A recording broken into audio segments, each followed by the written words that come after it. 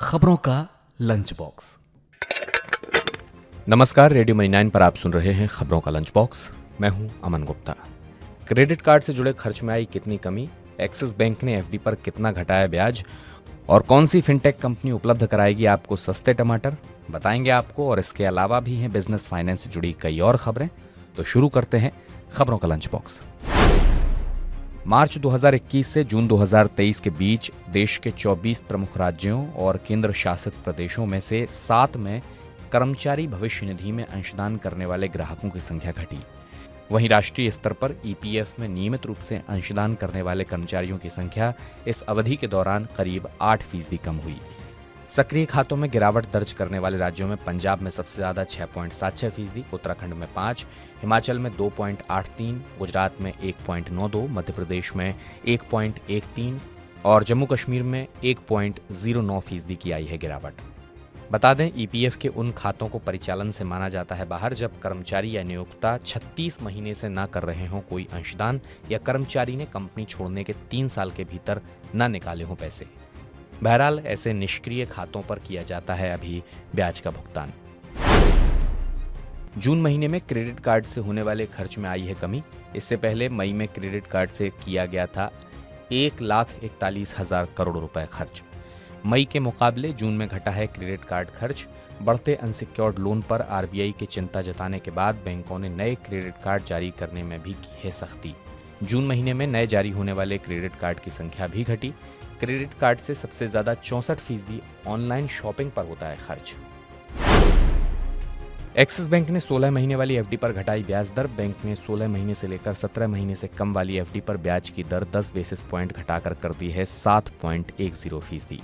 Bank ने अन्य अवधि की एफडी पर मिलने वाले ब्याज दर में नहीं किया है कोई बदलाव। लंबी अवधि की एफडी पर बैंक 7% ब्याज दर की कर रहा है पेशकश। अगर आप उत्तर प्रदेश में रहते हैं तो आपको घर खरीदने में नहीं होगी ज्यादा परेशानी। राज्य सरकार ने नई टाउनशिप पॉलिसी के तहत निवेश करने वाले डेवलपर्स को इंसेंटिव देने की है घोषणा। इसके तहत भू उपयोग परिवर्तन शुल्क में दी जाएगी भारी छूट। सरकार के इस कदम से अफोर्डेबल हाउसिंग की आपूर्ति में सुधार कर सभी को उपलब्ध कराए जा सकेंगे घर। टाउनशिप पॉलिसी से शहरों के अव्यवस्थित विकास को भी किया जा सकेगा नियंत्रित। खरीदते खरीदते थक चुके हैं महंगे टमाटर, तो अब पेटीएम पर मिलेंगे सस्ते टमाटर। पेटीएम अब ओएनडीसी के माध्यम से उपभोक्ताओं को 70 रुपए किलो की दर पर उपलब्ध कराएगा टमाटर।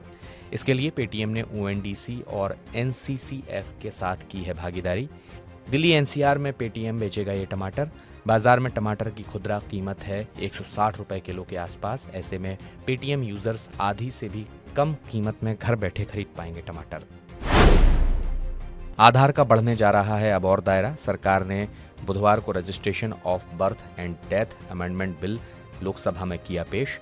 नए बिल के कानून बन जाने के बाद बर्थ सर्टिफिकेट बनवाने के लिए आधार हो जाएगा जरूरी। प्रस्तावित कानून के तहत बर्थ रजिस्ट्रेशन के वक्त माता पिता दोनों को या जानकारी देने वाले को अपना आधार प्रस्तुत करना होगा अनिवार्य। मृत्यु प्रमाण पत्र के मामले में भी आधार को बनाया जाएगा अनिवार्य। टेक्नोलॉजी और डिजिटलीकरण का लाभ उठाकर पब्लिक सर्विस को बेहतर बनाना है सरकार का मकसद। अंतर्राष्ट्रीय मुद्रा कोष ने भारत को चावल के आयात पर से प्रतिबंध हटाने के लिए कहा। आईएमएफ ने कहा कि वो भारत को चावल निर्यात पर लगाए गए प्रतिबंध हटाने के लिए करेगा प्रोत्साहित। आईएमएफ का कहना है कि चावल निर्यात पर प्रतिबंध लगाने से वैश्विक स्तर पर महंगाई बढ़ने की आशंका बहुत ज्यादा बढ़ी। प्रतिबंध के बाद घरेलू बाजार में चावल की कीमतों में आई 4,000 रुपए टन तक की गिरावट। प्रतिबंध से पहले घरेलू बाजार में गैर बासमती सफेद चावल का भाव था 32,000 रुपए प्रति टन, जो अब घटकर रह गया है 28,000 रुपए प्रति टन। बेंगलुरु मैसूर एक्सप्रेसवे पर 1 अगस्त से नहीं चल पाएंगे 2 व्हीलर और ऑटो रिक्शा। एनएचएआई ने 2 व्हीलर समेत ऑटो रिक्शा और ट्रैक्टर को बेंगलुरु मैसूर एक्सप्रेसवे पर चलने से कर दिया प्रतिबंधित।